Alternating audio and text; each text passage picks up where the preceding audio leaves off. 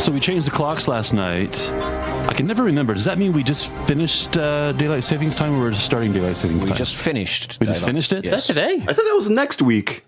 No, it was last night. I think he's right, yeah. Yeah, your phones do it automatically, so it can actually... Hello? Did you not notice that extra Dave hour? and Dr. Mike just learned that we switched times last night. No, but I honestly thought I asked my phone like last week, when do we change the time in Poland? And I thought it said like November. Siri was wrong, 4th, huh?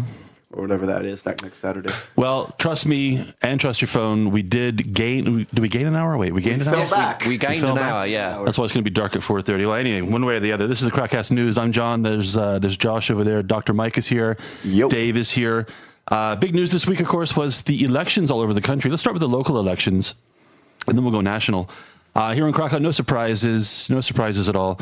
Jacek Majchrowski, the incumbent mayor, made it to the final round. He's going to face off against Małgorzata Wassermann. See who gets 50% out of that matchup. Guys, any chance that Wassermann can make up the deficit and win this? It's going to be an uphill battle for sure. For her. Majchrowski, though, I'm pretty sure that's the bulk of the people he's going to get supporting him. When it comes to other parties that lost out, none of them are saying they're backing Wassermann.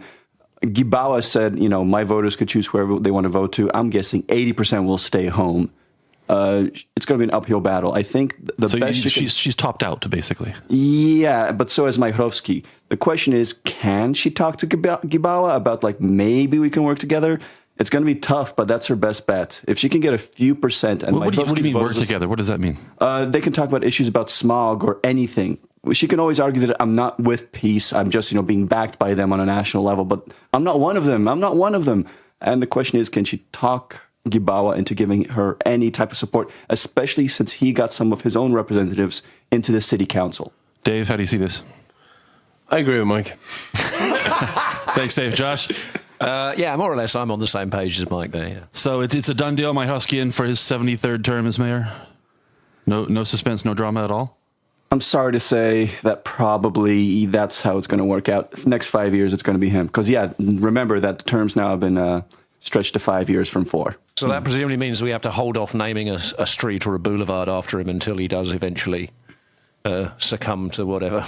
And the second round, I should have checked this before we started recording, but Mike, when's the second round? It's going to be next week, and that's the 4th. The 4th, okay. So on the 5th, or on the night of the 4th, we can formally announce Majchrowski as the mayor for the next 5 years. And so, yeah. Well, all the drama... to wake him up to tell him that. He'll be long asleep, it's true. Not a lot of drama here in Krakow about some interesting results around the country, especially in Warsaw, where someone did hit the 50% mark. No runoff necessary there. What do we think about this performance of the, what are we calling it in English, the Liberal Coalition, the Civic Coalition? It's basically Nowoczesna and Platforma Obywatelska, the Civic Platform, have joined together in a lot of places. So they're just calling it the Koalicja Obywatelska, so the Civic Coalition. They basically realized they're both losing a lot of voters, so they had to come together in some situations. Getting the office of the mayor in Warsaw has been a goal for peace for a long time. This seems to be a nut that they just cannot crack. Are they ever going to move into the mayor's office in Warsaw? No. Is this thing, though, that they won't run under the platform? Is that because they become a kind of a toxic brand? Like, they just don't seem to be doing anything to get back into power. It just seems to be always complaining about peace. They don't seem to have any real electoral strategy of their own, apart from in the party of the resistance. I mean, do they need a whole new vision for the party, if you ask me? No, and I agree completely with that. People are just tired of them whining. Also, are they just waiting for Donald Tusk to finish his term at the European Parliament? I mean, it's ridiculous. Like, the party needs a strong leader, I would have thought. There's nobody on the scene that looks like taking up the mantle, and they're looking at the election wilderness unless they get their act together. I mean, Schetyna is the leader of the party right now, but unfortunately he's getting a lot of opposition from within the party, from Tusk's previous supporters and other people that are biting at his knees to take over from him. It's definitely difficult for him to take any leadership because nobody's taking him seriously. Isn't there also something of a case to be made for, 14 years post Poland joining the EU, and there's beginning to be, whilst gratitude for all the infrastructure investment and blah, blah, blah, blah, blah, there is growing kind of reluctance, not just amongst kind of peace supporters, but I think even people more kind of moderate, more liberal leaning, that yes, the EU is a good thing, but maybe there's a limit to how much EU Poland really wants. And so someone like Tusk is, too much of a Eurocrat. Actually, I think that his brand isn't as strong as a lot of people might think. Since he's far away, they're all like, oh, he'll save us. But if he actually shows up here, people realize, like, no, he's not perfect. It's interesting that you use the word brand, because that's, I have the impression, you tell me what you think, Dr. Mike, Polish politics have long been associated with individuals and individual personalities, right? One person becomes the standard bearer for the entire party. And that's kind of it can be an asset, I suppose, to rally the voters. On the other hand, it's a weakness, because once that person passes from the scene or wants to pass from the scene, the party doesn't know where to go, right? So Kaczynski is obviously the face of peace. Donald Tusk was the face of PO for a long time. And I think a lot of people now couldn't really name one person who's supposed to be, again, the standard bearer for PO. You think that would kind of, is it possible that maybe, I don't know, if Tusk were in some theoretical fantasy world to come back, that could rally the troops? Or he's not coming back. It's a bad idea. He's like Poland's Tony Blair. He's a divisive figure. I know he didn't start a war or anything, but there's no real great examples of successful second acts in parliamentary politics. It doesn't tend to go well. But people get excited about individuals, not really parties. Isn't that the case? Yeah, well, they need a new individual to get excited about. I see Tusk as too divisive. The problem with a mainstream politician like that, who's been on the national stage and now the international stage for so long, is there's so many things he's associated with that you can throw mud at. That there's endless attack points. Someone fresh gets to come on the scene and throw new ideas into the pot. The big problem, I think, domestically for PO is that PiS's social policies are left leaning, are popular, and to redefine the party means taking some hard decisions and figuring out what they actually stand for. What would be their programme in government? That's what people always want to hear from the opposition, not them, just ripping holes and everything, which is part of an opposition. Why would Tusk want to come back anyway? God knows what he gets paid in Brussels to do whatever they do in Brussels. The highest politician's salary in Europe, I do believe. Why sure mess with that? Top pay and gig, like. Yeah. Josh? Actually, this kind of brings up a question I've been thinking about. Who are the rising stars in Polish politics? I'm not talking about Civic Platform or Peace or but I don't, there doesn't seem to be any names kind of impinging on my consciousness.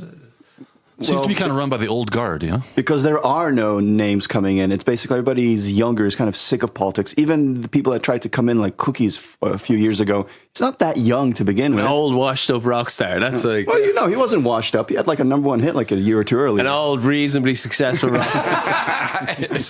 But, like mainstream pop rock. But, but he was one of the younger ones, and he's still in his 50s. Razem tried to bring in some people, but they basically were just like that guy with a beard. That's all I remember from him. He's like a hipster with freaking like wax in his beard. I hate that bastard. And PO Calm down, Mike. PO has like no young people in its party as well. Then you had Petru, which is a little bit younger, but he was basically just a front man for a lot of other interests, and he just couldn't handle the position, and he doesn't know how to smile.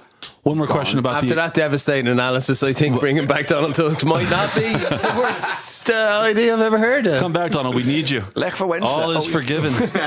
One more question for you, Dr. Mike. The night of the election, a lot of the media was quick to jump on the conclusion that while PS obviously came out on top, they didn't come out on top by far enough. And their kind of lackluster victory was in a sense, something of a defeat. But as the vote tallies came in the days following the election, it became clear that they did better than first believed.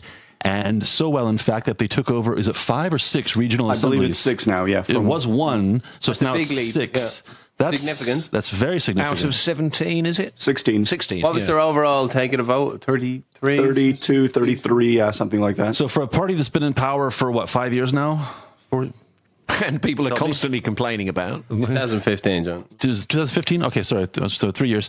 That's not bad. Typically, the pendulum swings back and forth a little faster than it is in Poland. No sign that PO is ready to mount a serious, credible attack anytime soon. Because of the reasons we just so elegantly That's outlined. right. Perfect. Yeah, PO isn't coming back. They're just dying really, really slowly and haven't realized it yet. Moving on to smog. I couldn't think of a good segue for that. Or Sorry. the lack of smog. Yeah, lack of smog. Last week we said that the smog season was upon us, and it was. But what was it? Thursday? This wind came in. What day was that? I think it was that Thursday. was Wednesday. Was it Wednesday? Okay, Wednesday. This hurricane force wind comes in, sustained hurricane force winds for like 12 hours. I don't Literally expect blew panic the like that smog from away. 23 mile per hour winds, I don't think fully qualify as. Slight exaggeration. Slight exaggeration. But you would still have strong trouble winds. catching up to your hat. Strong winds, exactly. Blew the smog away. And it's funny, as quickly as smog got on the front page and on the tip of everyone's tongues, including our own, it just as quickly disappeared. It seems like, we talked about this before, it seems like smog is something people talk about only when it's right in front of our faces. I have bad news for you, John. You can't order wind. So Let's look into that. how often do you get a 23 mile an hour gust in Krakow? Not very often. So, while I admit it was strange to see the readings go down that much, it was. Yeah, I mean, it was it plummeted, but like down to like safe, normal European levels. But as I said, we can't order more wind. So I think on the day that we recorded that last week's could order episode, a we had curry. we had 180. Was it 100? What was the measurement for that, Dave? 188, I think. 100, and on that day, Dave sent me the link. It was down to 20, I think, something like 28. that. Which is as low as it's ever going to go, apparently. lowest I've ever seen it in Krakow. Yeah. Another thing you touched on last week is this interesting, another example of how the mainstream media follows the KrakCast. I think it was you, Dave, last week. We were talking about diesel engines and how the role that might play in reducing the It was levels of actually smog. Josh who was it Josh? expanding brilliantly upon that. Oh, well, anyway, it popped up in the news a few days ago. A very interesting piece in the media about the number of cars, the volume of cars coming in here from Germany. I've Germany seen it. dumping their diesel engines into Poland. Well, they're not dumping them, are they? They're selling them one by one, probably. People are buying them, yeah. America. But it's framed in the media. It's framed in terms of Germany dumping its pollution problem on Poland. Yeah, so in the wake of the VW scandal, the Germans have really passed some legislation concerning particulate matter and diesel engines to try and phase them out. So the argument made in this article is that they are exporting their pollution to Poland. But it's yes, very misleading way of saying millions of Poles are going to buy cheap as chips, high quality German automobiles that happen to run on cheap as chips diesel. And Well, it kind of is. The price of diesel has gone up. I think it's above petrol right now as a week or two ago. But you get a much better performance, Michael, per mile. Generally speaking, yes. Yeah. But I think, it's perpetuating this kind of, intransigent kind of narrative that international trade is something that governments do, when, of course, it's companies sell things to people who want to buy them. And that is exactly what trade is. And if individuals or companies in Germany are selling cars at a price that Polish people are happy to pay for them and they want cars, then they Makes a much better headline to say Germany dumping its problems on Poland. Yes. Much more interesting, yeah. And There's shorter. been a lot of headlines like that. And Well, I prefer used Benzes rather than tanks. Yeah, the soft invasion, isn't it? Though actually, Germany did send a lot of its used tanks to Poland as well a couple of years ago. We got a lot of Germany's cast-off buses and trams as well, don't we? A lot of those have been replaced, especially here in Krakow, in the last few years. It's cheaper for those countries to send those used vehicles here and write off as a donation than actually recycle those cars and vehicles in their Yeah, own. well, similarly, actually, the 20, 30-year-old trams in Poland end up in Ukraine. So there's a kind of a... Like a hand-me-down. Yeah. Alive, yeah. What does Ukraine do with them when they're finished, I wonder? Belarus, Maybe, I don't know. one of the stands. Good question. I don't know. Actually, remind me, when I first came here, 12 years ago, when you saw construction sites or roadworks, you saw these kind of, to me, laughable-looking kind of like khaki yellow sort of road diggers that looked like they'd been crafted sometime in the 1920s. And now when you see roadworks and construction sites around now, it's all kind of new proper gear. JCBs, Made in America, baby. Good by stuff. a British company. It's true. Also in the news this week, this is interesting. We have a new holiday. I don't know if you heard about this. It's still not finalized. Mike will touch on this in just a minute. Not finalized, but let's assume it's going to go through, and it will. Of course it will. Who's going to vote against it? Parliament has passed a motion to make November 12th, which is a Monday this year, a holiday, like an official day off holiday. Now, typically, the way it works with national holidays in Poland is that if the holiday falls on a Saturday, you get an extra day off. You can bank it and use it later, or you can take the Friday off or the Monday off or whatever. But if a holiday falls on a Sunday, oh well, bad luck. Too bad. Well, this year, November 11th, of course, Independence Day falls on a Sunday. So normally it would just be, sorry, oh well, no long weekend for you. But it's 100 years. But exactly, it's 100 years. Come on, John, it's 100 years. But come this on, year, let's have a day off, John. This year they decided to make the 12th a national holiday, thus making it a 3-day weekend. And they're doing this, let's call it 3 weeks before the actual holiday. Guys, what do you think? Bonus holiday this year. I think you'll be claiming this holiday, John. So you always sound so smug and self-satisfied talking about the amount of holidays in Poland. Way too many holidays in Poland. We're all going to lose out on this, though, economically speaking. It's crazy. And they're acting... I understand if they had brought this in 6 months ago, a year ago, but... Yeah, there's no surprises on the calendar. They could have checked this a long time ago. It was going to be a Sunday. I mean, the Gregorian calendar has been around long enough for us to realize that November 11th, 2018 will be on a Sunday. It didn't sneak up on anybody. Well, look at the shopping ban. We predicted on the show that it would affect sales of retail chaos, and retail Totally sales wrong. have gone through the roof. I Completely say wrong we on should that. all embrace scratching our arse a little bit more. Why not? Well, More I think days it's off. because increasingly kind of Poland is something of a giant on the world stage, and there is concern that on Monday the 12th of November, Poland will just be closed, and this could have a serious effect on... The Indians are known as being very industrious. The outsourcing is going there more so than anywhere else in the world, and they have 21 public holidays a year. Is that right? Yeah. No, but the truth is, like I said, if they thought about this months ago, we could talk about it. The thing is, they brought it in a few weeks beforehand. You have businesses that have relationships outside of Poland, logistics, scheduling for your workers, router. How are you going to organize everything like this within 2 weeks? It's going to be a chaotic shitstorm. Is this some kind of post-election thank you from Peace to their voters? Definitely. Is it People love shit like this. Is it that obvious? Because I used to always say that, the people, the public, the masses are smarter than politicians give them credit for. It's scenarios like this that really, a seed of doubt in my mind. I always remember when 9/11 happened, there was a day of mourning in Ireland, like in many countries, an officially paid day of mourning. And then there was this huge outcry in the country that we should have a second paid day of mourning, And then this kind of awkward exchange where... We're not that sad. On Taoiseach had to come out and gently scold us and say, back to work, lads. How about just one more day to deal with the hangover? Yeah. 13 holidays in Poland, Mike. Does that sound about right to you, or a little on the lazy side?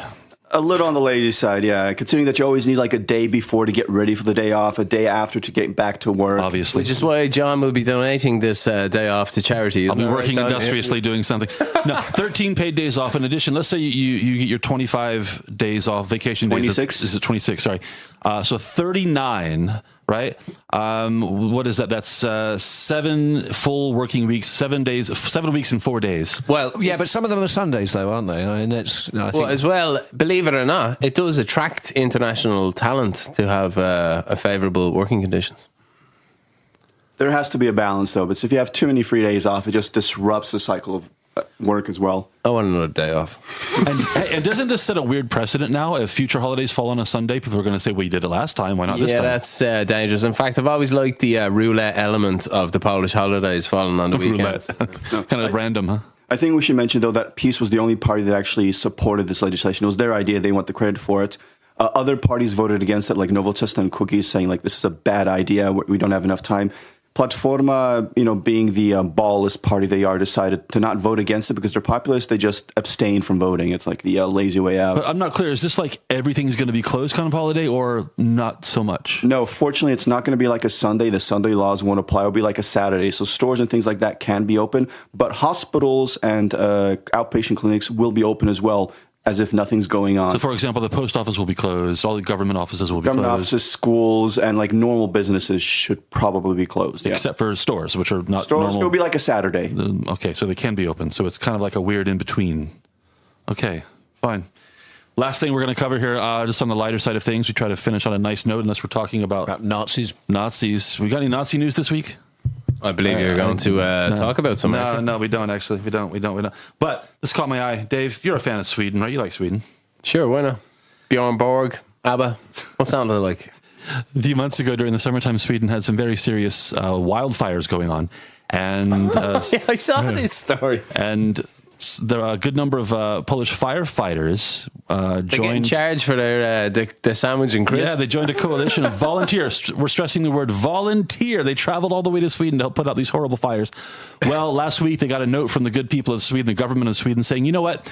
While you were here, we think you got some free accommodation, some free meals, which under Swedish tax law are, well, taxable. And you owe us the tax money for those little freebies you got while you were here, putting out the fires that were burning our country. Were they being paid to put out these fires? Volunteer, but free accommodation, free Way to food, go, Sweden. taxable. What kind of asshole move is this on Sweden's Well, part? a powerful civil servant in the tax office who obviously resembles some kind of human robot. Usually his tendency for following the rules down to the absolute letter is a good thing. And I think possibly on this occasion, let's call him Herr Gundogan or something like that. What would we call him? Why would we call him Herr? That's German. I don't know.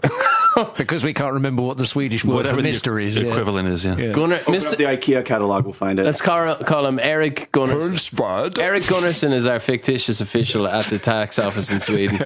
And Eric had a bad day at the office, I think, when he ordered this and probably caused a bit of a political kerfuffle and won't be getting the sweet kind of pension that he thought he would. I'm just wondering, will they tax the water they use to take put the fires out?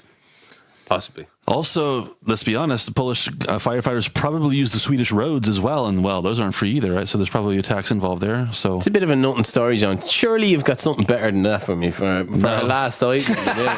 thanks for putting me on the spot, Dave. No, I thought you were going to talk about Duda calling out for reparations. I mean, he's the president of the country, and now he's throwing his hat in the ring. Oh, as so well. you do want to talk about Nazis then? Yeah, that's what I was saying. Let's talk about Nazis because it's yet again relevant to the conversation of a weekly news update. No, if we're going to talk about reparations, let's go right back to like when the Vikings invaded Great Britain. Actually, which takes us back to the Scandinavians and the Swedish. the Cro-Magnons? The Cro-Magnons have a very good case. Just give them a good kicking. Actually, the Neanderthals have a good case. Neanderthals and Cro-Magnons have a very good case against Homo sapien for kicking them out of their caves. Well, they're extinct, aren't they? I mean, Well, no, a lot of us carry a few genes, so I guess we're 2% Neanderthal. That's more than Elizabeth Warren is Native American, so I guess we get some reparations. The or thing as is- she now likes to be called Grey Beaver. That's a great idea, Josh. The Swedes might actually pay up. They're so guilt-ridden liberal. They might actually, come down and pay these reparations. It's a brilliant idea.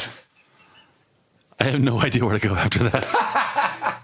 No idea To where to the go. end, I think. Yeah. All right, reparations. Let's compromise, Dave. We got our Nazi reference in there. We definitely want to talk about reparations at some point. Oops, I just hit the microphone there. Sorry. At some point. So can we finish on Nazis without going too deep into reparations, or? What was the thing you sent me about millennials and voting? I seem to remember there was some kind of... That's from Dr. Mike. Oh, I just brought that up concerning the election results. The polls are basically showing that all age groups were voting above 50%, except the 18 to 29-year-olds were voting at 31%, something along those lines. That doesn't Too busy surprise making me. memes about the election and posting and checking in on Facebook to actually vote. They're loud in pop culture, but they don't realize that just because they're loud doesn't mean that all their friends actually give a rat's ass or will go out and vote. Josh, do you think there's anything to the theory that if it hadn't have been torrential rain the day of the Brexit vote, it is quite possible the youth might have gotten out more of the vote and actually carried the day? Are the youth of Britain that lazy and vain that they didn't actually get up and go and vote just because it was raining and the older folk did? Oh, I think it's very similar to the Hillary supporters, isn't it? And, kind of so supremely confident that they are on the right side and that they will win that it wasn't really necessary to stir himself. They were more Bernie people, so they didn't bother. Yeah. Yeah. So do we have a hilarious and finally moment? The Swedish firefighter thing was the hilarious. All right, moment, okay, yeah. I think we kind of stopped laughing. What can you think about that? They shouldn't really have done that, should they? They should have let the lunch tokens go. I'm trying to imagine some Swedish tax official kind of pressing the issue, and his counterpart in Poland looking him dead in the eye and saying, "Yeah, what are you going to do about it?" No. I could just imagine the firefighters coming back and setting the fires ablaze. It's like, okay, in that case, here's some matches. We should follow the developments in this with forensic detail. You know that, and find out exactly what happens about Let's these. set up an interview. Let's talk to the people involved here. Let's get the firefighters on. Yeah. See what kind of what the meals were like they're getting taxed on. What kind of good Swedish Good meatballs question. they got. Yeah. Well, We're going to mercifully bring things to a close. That is the news for this week. Make sure to like us on Facebook, and we'll see you next time on And the enjoy news. the new holiday.